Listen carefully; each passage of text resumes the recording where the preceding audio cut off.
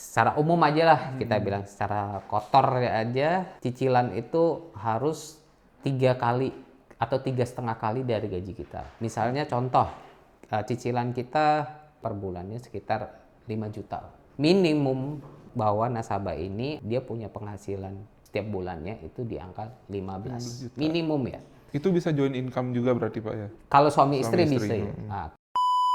Nah, ini ada kasus sih Pak, banyak sih klien dan teman-teman juga yang mau KPR tapi mereka masih dalam masa pacaran. Apakah itu bisa join income juga Pak?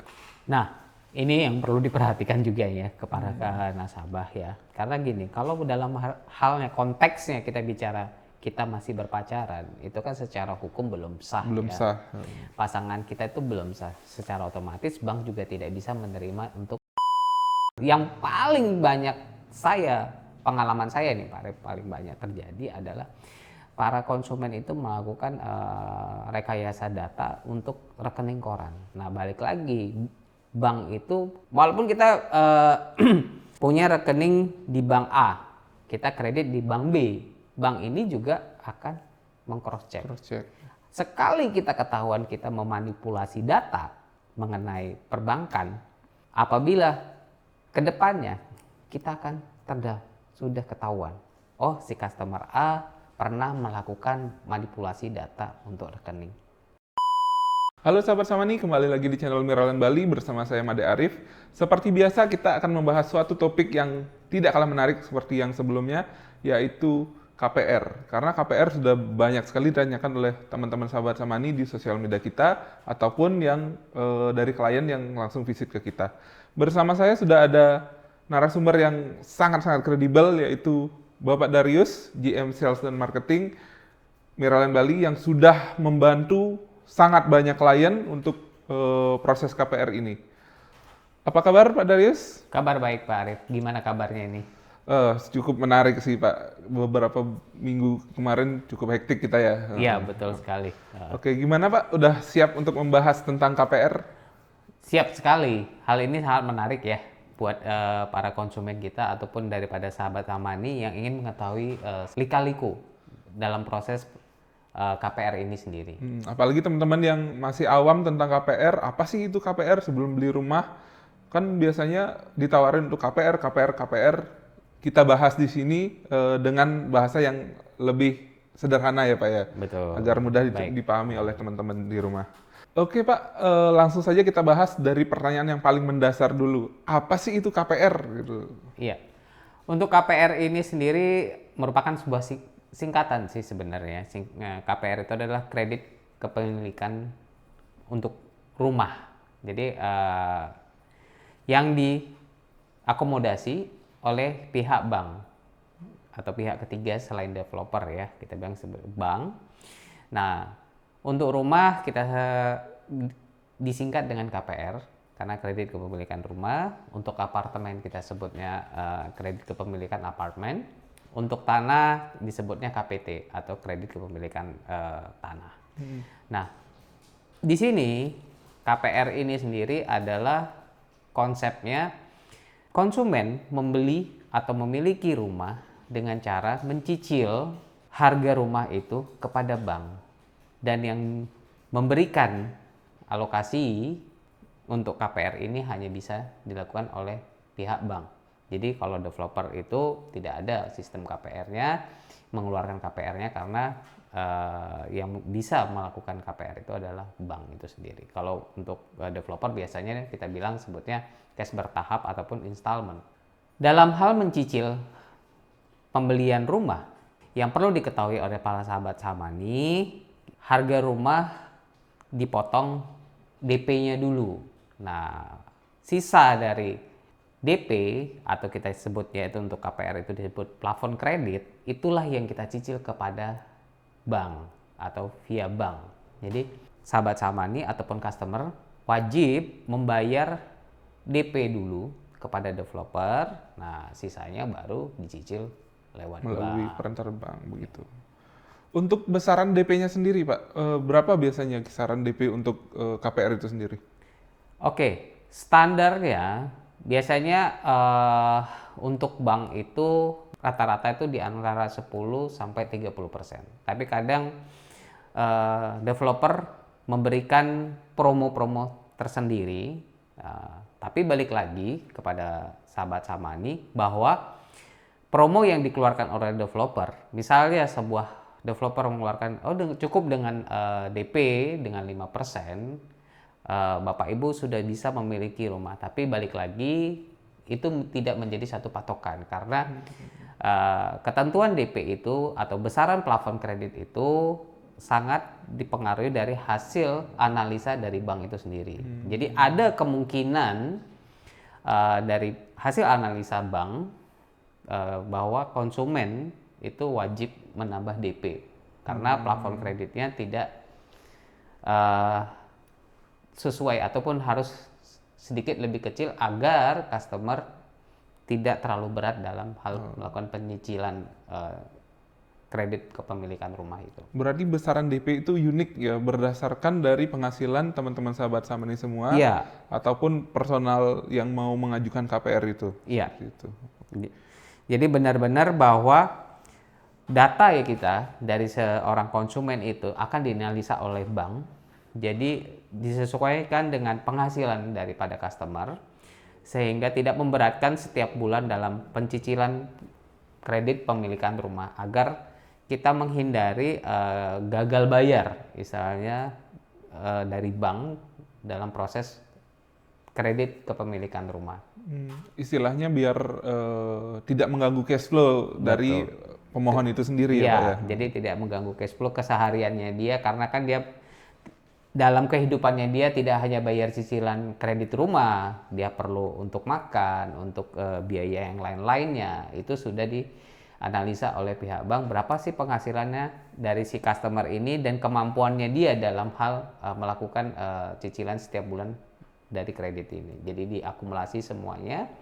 Nah, itu mempengaruhi nanti berapa plafon kredit yang akan disetujui oleh bank. Ada beberapa istilah-istilah yang muncul seperti tadi yang kita sebutkan, yaitu DP, terus suku bunga, tenor, dan juga istilah-istilah lain gitu Pak. Mungkin bisa dijelasin satu persatu Pak, karena banyak yang teman-teman yang awam juga tentang istilah-istilah tersebut. Oke, bagus sekali sih Pak Arif ya. Jadi kalau misalnya untuk sahabat Samani, DP itu juga singkatan ya, kita bilang kita tuh down payment atau kita sebut juga untuk bahasa Indonesianya uang muka. Uang muka berbeda halnya uang tanda jadi atau booking fee ya, itu juga sudah termasuk uang tanda jadi atau booking fee itu juga termasuk daripada DP seperti itu Pak Arif. Jadi down payment ini yang relatif angkanya itu rata-rata di antara 10 sampai 20%. Ada juga yang sampai 30%, tergantung daripada penghasilan daripada customer. Nah, yang kedua, untuk suku bunga yang berlaku itu memang sudah ditetapkan oleh pihak bank. Setiap bank itu mempunyai kebijakan masing-masing, tapi mereka tetap menggunakan acuannya adalah keputusan dari suku bunga Bank Indonesia. Nah, biasanya promo-promo yang keluar dari bank itu disesuaikan dengan misalnya ulang tahun dari bank A, mereka memberikan suku bunga sekian. Nah, untuk dipahami juga bahwa suku bunga ini ada dua. Jadi ada yang flat atau yang fix ya, bunga fix itu. Ada juga yang floating. Jadi fix itu biasanya kalau bank tuh rata-rata di antara 1 sampai 5 tahun.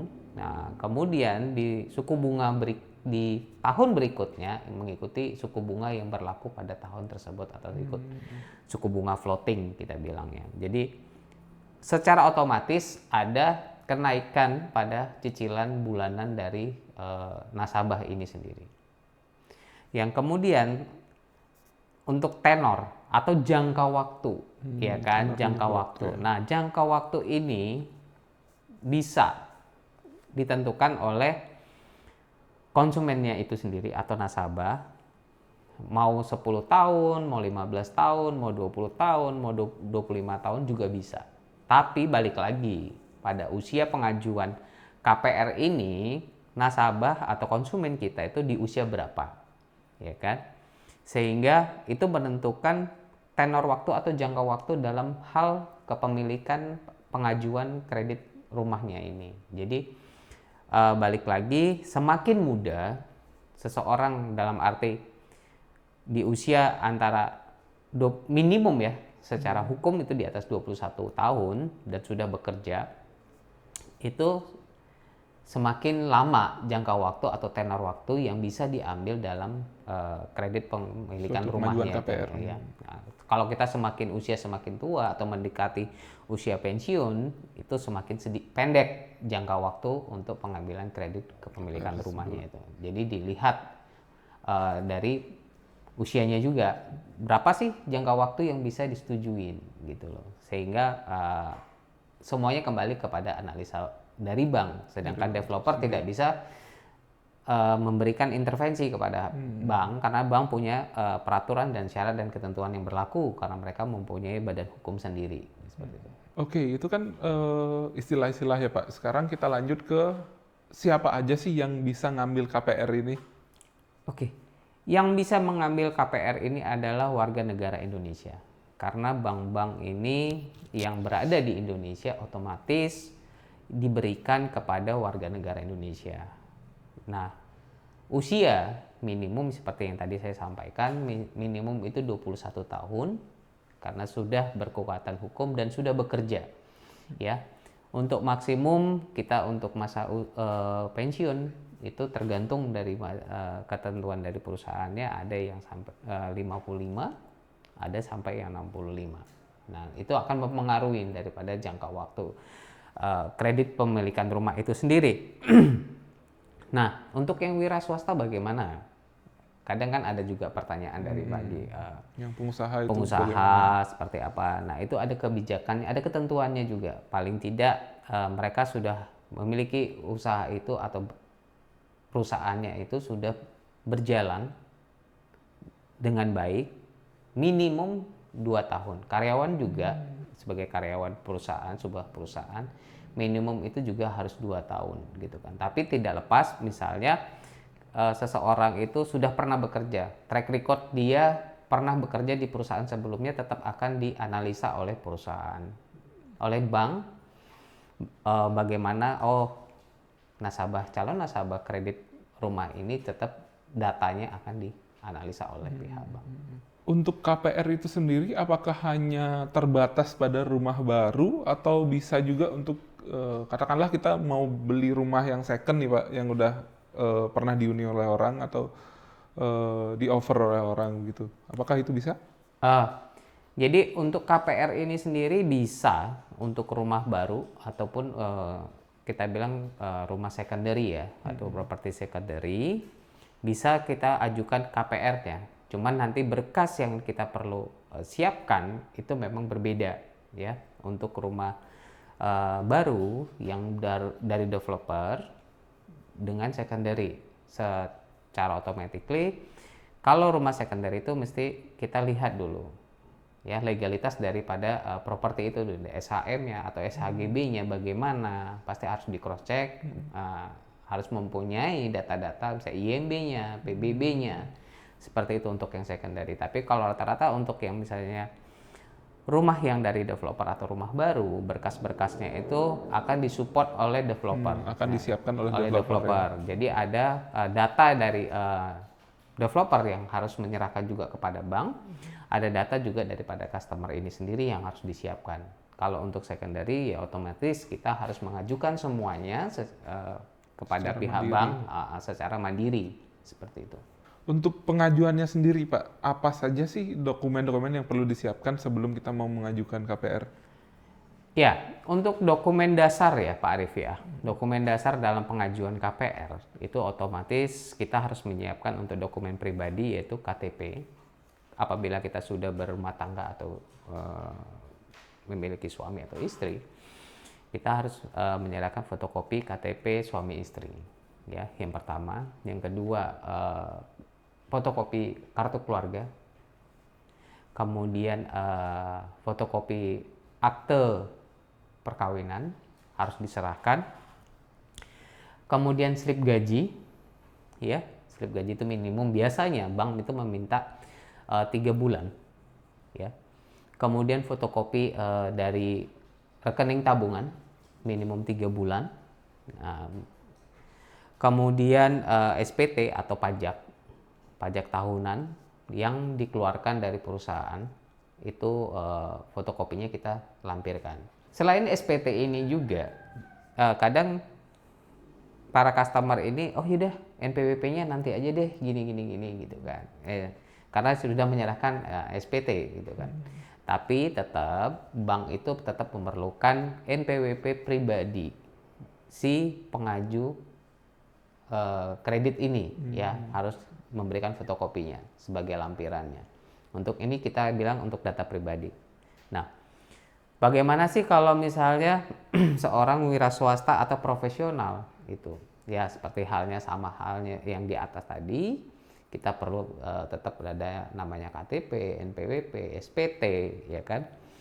Kemudian SIUP, akte pendirian dari perusahaan, ya kan, atau akte perubahan dari perusahaan itu sendiri.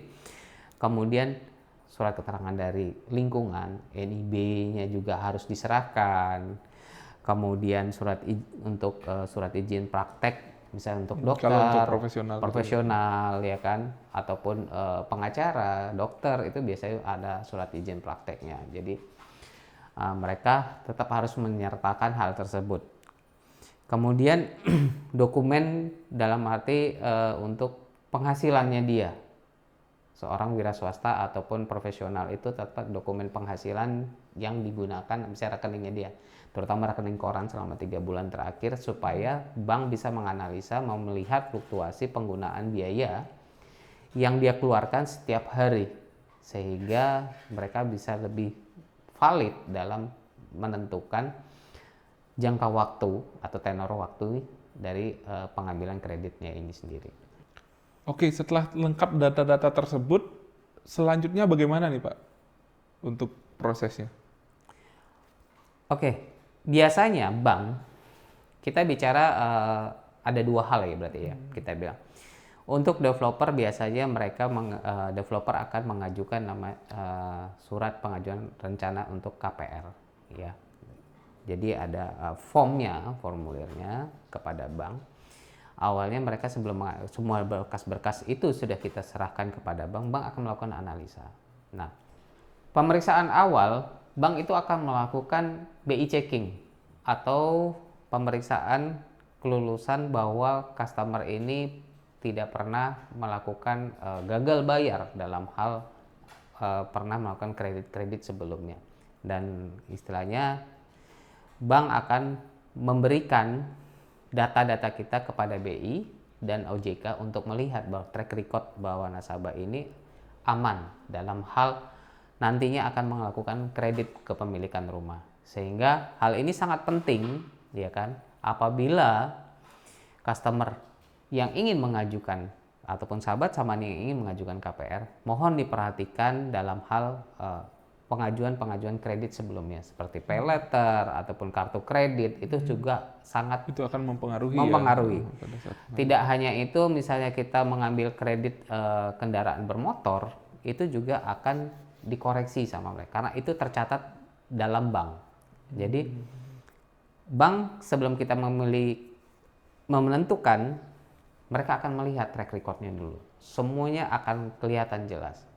Nah, di sini kita harapkan bahwa para customer atau sahabat Samani yang ingin melakukan kredit kepemilikan rumah, berusaha lakukanlah, apa pernah kita melakukan ambil kredit, lakukanlah pembayaran dengan baik sebelum jatuh tempo pembayaran, sehingga itu membuat track record kita di bank itu baik. Setelah bank melakukan verifikasi data secara BI checking dan slik OJK itu sendiri, bank akan memberikan informasi kepada developer atau kepada kita yang pengajuan melakukan kredit ini sendiri bahwa data kita aman, sehingga kita bisa dinyatakan untuk data kita untuk melakukan kredit bisa untuk tahap 1 ya, bukan langsung lolos gitu kan. Nah, kemudian bank akan memeriksa data yang lain, misalnya keuangan kita, terus tempat tinggal kita saat ini, semuanya akan dicek. Nah, apabila ini semuanya lolos dengan baik, maka bank akan mengeluarkan kita sebut SP3K. Ya, jadi SP3K, mereka akan munculkan SP3K, itu akan muncullah di situ. Berapa sih plafon kredit yang disetujui oleh bank? Ya kan? Kemudian berapa lama jangka waktu yang disetujui oleh bank kepada kita dalam hal pengambilan kredit kepemilikan rumah ini. Nah, hal ini sangat penting bagi kita.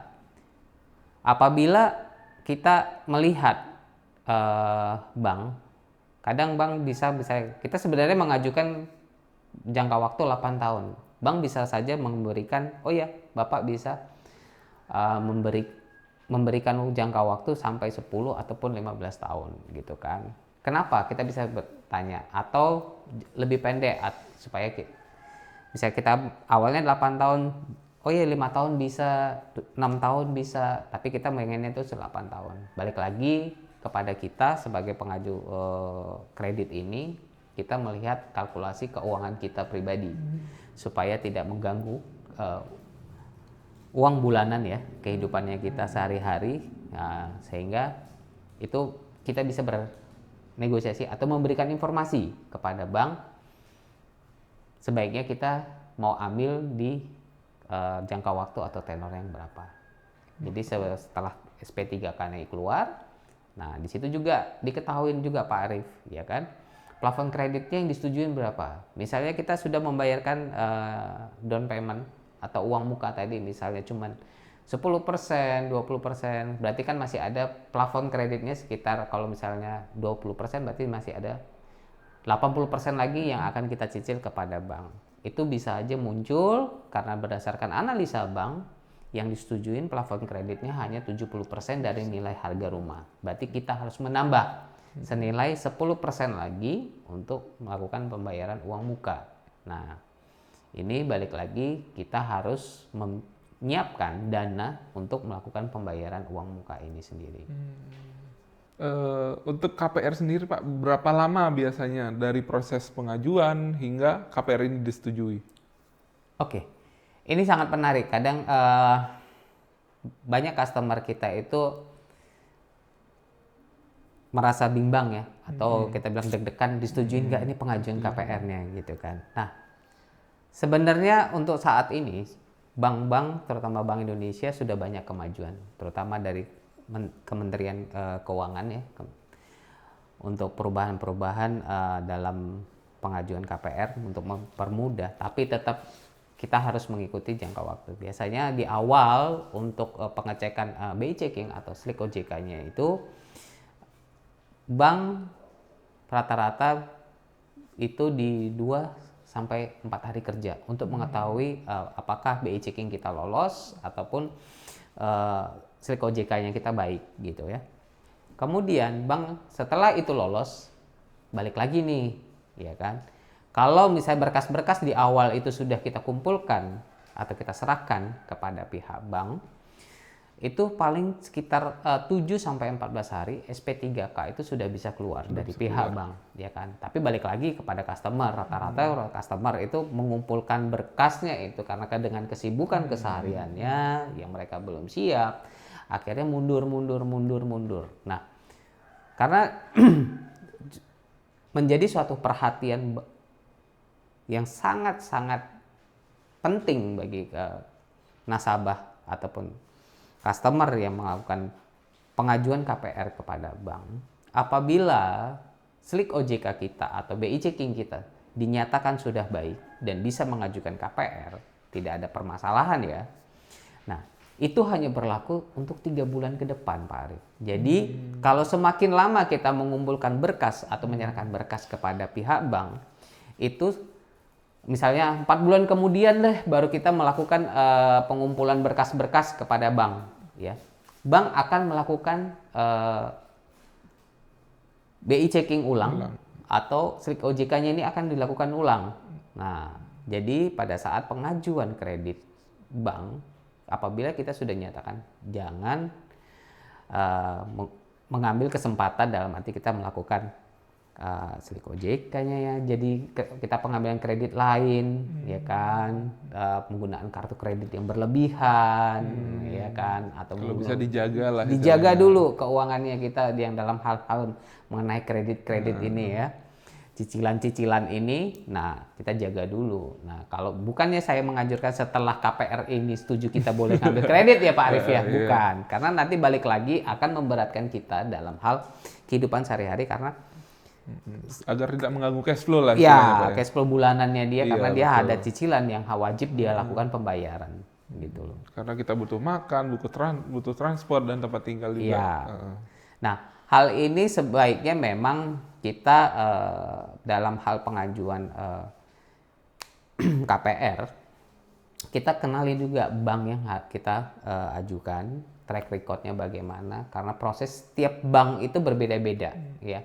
Dan hasil penganalisiannya mereka juga cukup ketat dan ketentuannya mereka juga berbeda-beda. Dari bank A, B, C, D itu berbeda-beda ketentuannya mereka. Ada yang bisa cepat, ada yang agak sedikit lama. Karena bank-bank yang memberikan kredit kepemilikan rumah yang cepat atau yang lama itu mungkin banyak peminat daripada masyarakat Indonesia yang mengajukan kredit itu melalui bank A ini, atau yang kenapa tidak ke bank B yang lebih cepat?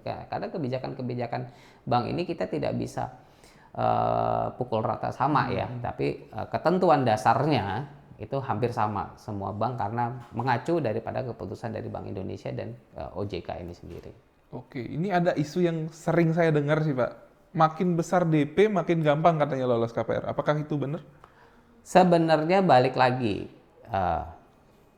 intinya adalah memang benar Pak Arif ya. Semakin besar DP, semakin kemungkinan kita lolos untuk pengajuan kredit itu semakin besar juga. Tapi balik lagi, ya kan, semakin besar DP. Kalau misalnya BI checking kita atau slik OJK kita tidak lolos, DP besar pun kita agak sedikit berat. Tapi memang ada bank-bank tertentu yang istilahnya melihat, oke, misalnya Bapak A ini melakukan DP misalnya sekitar 40 atau 50% gitu kan. Tapi ternyata dia punya cicilan lain, misalnya cicilan mobil atau cicilan apa gitu. Tapi nilai cicilannya itu tidak terlalu besar sehingga mereka menganalisa cash flow-nya itu tidak terlalu mengganggu. Jadi dan melihat track record dalam hal pembayaran dia cicilan ini, dia cicilannya berjalan dengan baik, berjalan dengan lancar, tidak ada tunggakan, tidak ada kendala pembayaran, otomatis pihak bank akan lebih memprioritaskan. Jadi resiko yang dianalisa bank itu lebih mereka bisa. Cuman yang memang untuk bank-bank tertentu atau ada beberapa bank yang memiliki kebijakan apabila customer yang memberikan uang muka atau DP yang besar, misalnya 30% ke atas kita bilang. Iya, kalau 100% dia bayar cash doang. Buat apa KPR? Iya, saya 30 sampai 50% lah untuk uang muka DP-nya itu. Biasanya bank itu tidak terlalu banyak melihat atau meminta untuk berkas-berkas yang dibutuhkan seperti itu. Nah, dia hanya melihat KTP, NPWP, dan dia yang kemudian dia lakukan adalah BI checking ya, gitu kan. Jadi nggak perlu lagi mereka harus survei atau menganalisa yang segala macam atau berkas keuangannya atau yang lain-lainnya. Nah, mereka itu tidak perlu. Mereka langsung tinggal BI checkingnya keuangannya buku tabungan rekening korannya udah mereka bisa langsung lolos. Jadi instant approval kita bilang. Jadi bank itu mengatakan instant approval, yang penting BI checkingnya dia lolos. Kalau BI checkingnya lolos, mau DP 30% atau 40% otomatis dia akan udah gampang lah. Gampang. Sehingga kan kadang kita bisa lihat ini Pak Arif ya. Mungkin para sahabat Samani melihat bahwa banyak expo pameran properti yang ada dilakukan di Indonesia. Pasti ada bank-bank yang ikut dalam expo tersebut karena kita lihat antusias daripada masyarakat yang mereka ingin memiliki properti. Sehingga mereka melakukan DP besar, sehingga pada saat itu juga mereka sudah bisa instant approval karena mereka melakukan DP besar dan mereka langsung bisa slik OJK-nya Karena kalau misalnya bank-bank yang besar, mereka untuk pemeriksaan BI checking atau slik OJK-nya itu mereka bisa lebih cepat Bisa secara real time ya real berarti time, ya? betul. Hanya dengan melihat nomor NIK-nya kita sama NPWP-nya kita. Sekarang kan udah IKTP untuk NPWP juga Iya, betul. udah bergabung dengan Udah NIK-nya, terintegrasi ya. terintegrasi, jadi otomatis sudah gampang lah. Ini itu kan kita ngomongin soal DP, internal approval dan segala macam. Kalau misalkan teman-teman nih banyak yang bilang kalau misalkan ditolak nih KPR-nya, itu kenapa Pak biasanya Pak? Ya, balik lagi seperti tadi saya sampaikan, ya, satu yang utama mengenai BI checking yang tidak baik, ya kan. Yang kedua, penghasilan yang tidak cukup. Dalam hal ini, kalau kita bilang secara garis besar ataupun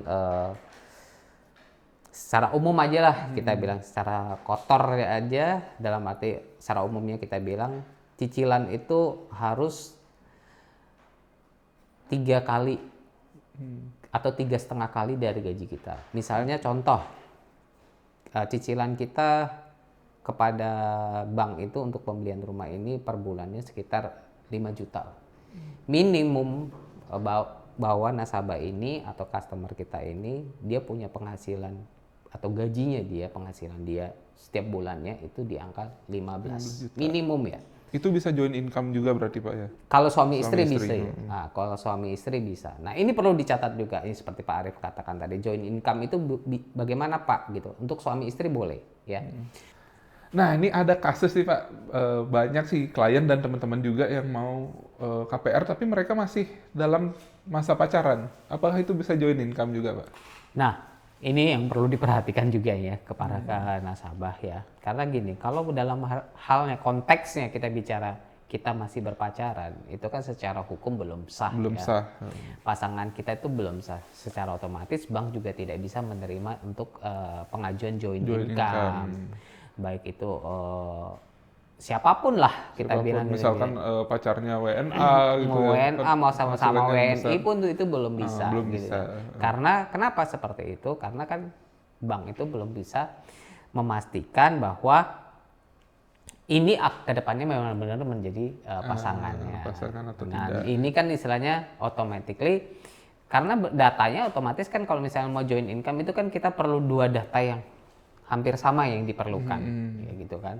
Walaupun kita bilang sudah suami istri pun datanya kalau misalnya join income ya kita antara yang sah ya, berarti data suami istri ini diajukan gitu loh. Apalagi secara otomatis bank itu menganalisa kedua belah pihak yang bersangkutan ini, misalnya mau pakai nama istri tapi join income dengan suami gitu kan, ya data suami harus dimasukkan. Nah, kalau pacaran belum ada sih yang disetujuin Pak. Belum, tidak bisa lah istilahnya. Belum ada sejarahnya bisa. Belum ada yang bisa. Dan kecuali, itu tidak karena gini ya, halnya berbeda karena itu ya masih orang tuanya siapa, si A. Nah, ini yang pacar kita orang tuanya si B gitu kan. Kebijakannya kan mereka kita kan nggak bisa. Iya betul. Belum lagi kalau misalkan amit-amit sewaktu-waktu mereka putus begitu kan. Iya. Ini rumahnya punya siapa nih jadinya Nah, kan betul gitu. sekali. Nanti akan ada sengketa di sana. Iya. Makanya salah satu hal yang diwajibkan kepada pengaju atau yang mengajukan kredit rumah, ya kan, apabila sudah menikah ya dia harus mewajibkan kartu keluarga dan akte nikahnya, akte nikahnya, gitu loh. Ada juga yang istilahnya kita bilang yang lagi trennya ataupun yang dari 5 tahun belakang atau 10 tahun yang lalu gitu kita bilang ada yang istilahnya pisah harta, perjanjian pisah harta. Nah itu juga wajib dilampirkan. Apabila sekarang kan rata-rata ya istilahnya untuk kemajuan zaman WNI bukan hanya WNI dengan WNA gitu kan. Mereka mempunyai surat perjanjian pisah harta gitu kan. Itu tetap diajukan,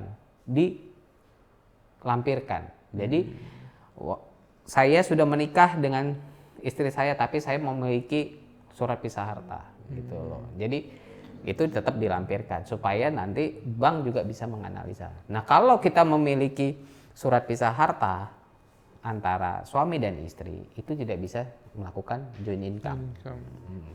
Karena sudah terpisah, sehingga harta ini apabila terjadi suatu masalah, karena ini menjadi hak milik yang mengajukan. Jadi yang pisah harta ini ya kalau dia joint income udah nggak akan mungkin bisa. Gitu. Tapi membantu secara pencicilan mungkin masih bisa. Bisa, tapi berkas itu secara analisa bank itu tidak dianggap lah. Tidak diakui lah. Tidak diakui gitu. Selain itu Pak, apa lagi faktor yang bikin teman-teman tuh gagal KPR gitu? Oke. Selain itu, yang pertama adalah usia. Ya, usia. Jadi kita misalnya, nah ini perlu diperhatikan kepada sahabat Samani gitu kan. Dalam pengajuan KPR itu misalnya kita ingin tenor waktunya, jangka waktunya 10 tahun atau 15 tahun atau 12 tahun, ada 10, 12, 15 tahun gitu kan. Kembali lagi kita kalau misalnya sebagai karyawan atau bagaimana kita bekerja, kita memiliki masa pensiun ya dalam hal bekerja gitu kan. Misalnya kita di usia 55 ataupun 50 tahun lah, kita bilang 50 tahun atau 45 tahunan gitu kan, gitu. Otomatis bank akan menganalisa. Tidak mungkin kita bisa mengajukan jangka waktu bisa sampai 25 tahun ataupun 15 tahun karena usia kita sudah melewati. Nanti pada saat kita sudah pensiun atau tidak bekerja, kita masih memiliki tanggungan tunggakan cicilan kredit pemilikan rumah gitu. Otomatis paling besar kalau kita bisa, bank akan menawarkan menurunkan jangka waktunya. Tapi kalau kita kekeh, kalau saya mau misalnya kekeh dalam hati customer kita, ya saya tetap maunya segini sekian tahun gini tetap ya kan tidak ada solusi. Otomatis bank tidak akan setujui. Nah, yang kemudian balik lagi dokumen yang diberikan itu harus dokumen yang valid ya, valid. Tidak rekayasa. Yang paling banyak pengalaman saya nih Pak Rep, paling banyak terjadi adalah para konsumen itu melakukan rekayasa data untuk rekening koran. Rekening koran. Nah balik lagi, bank itu walaupun kita punya rekening di bank A, kita kredit di bank B, bank ini juga akan meng-cross check.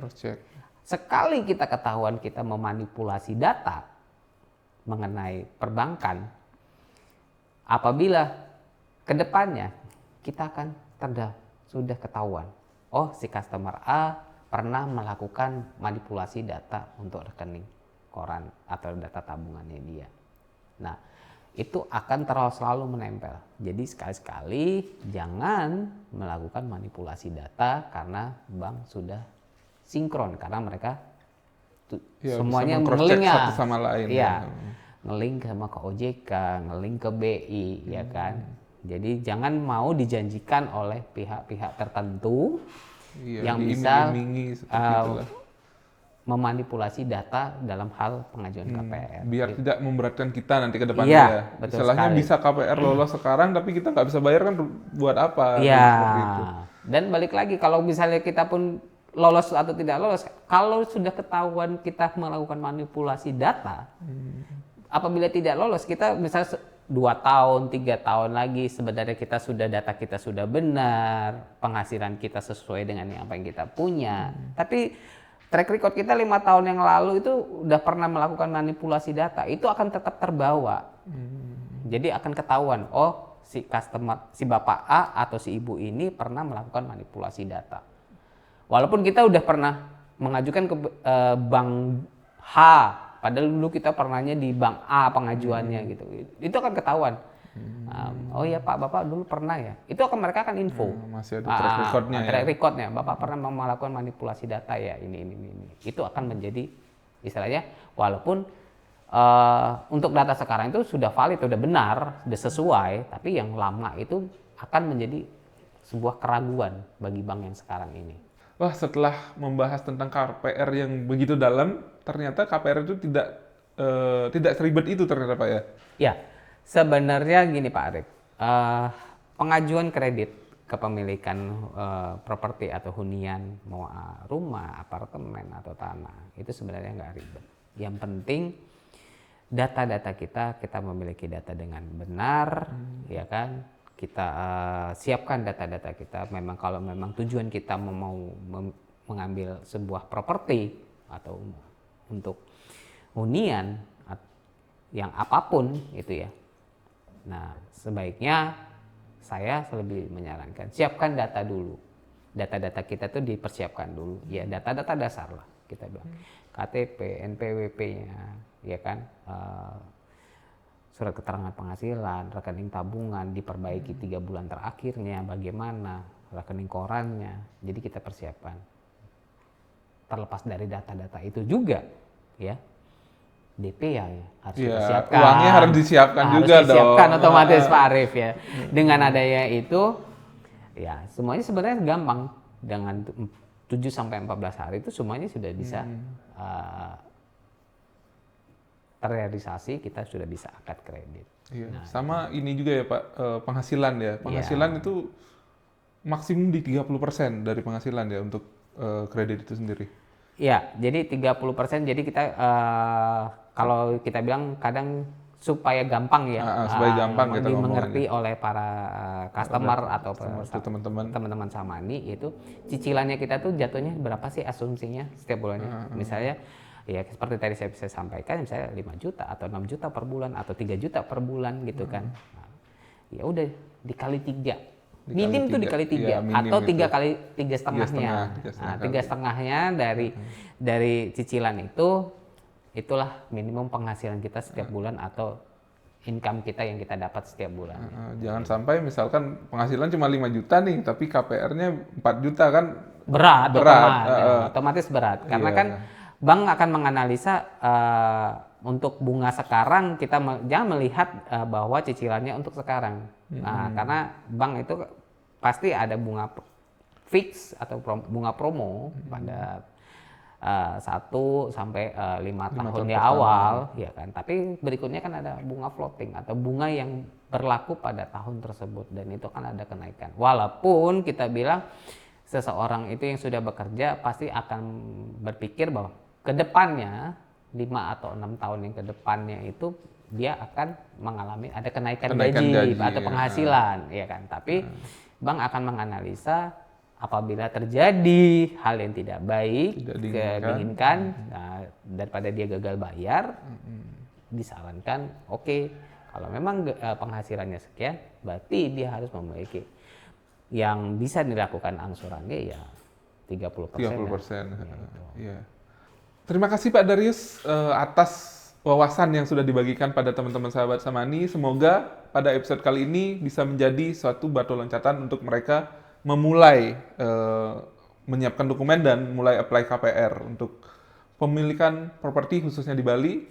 Dan buat teman-teman jangan lupa like, komen, dan subscribe channel Miraland Bali. Dan jika ada pertanyaan bisa tulis di kolom komentar. See you on the next video.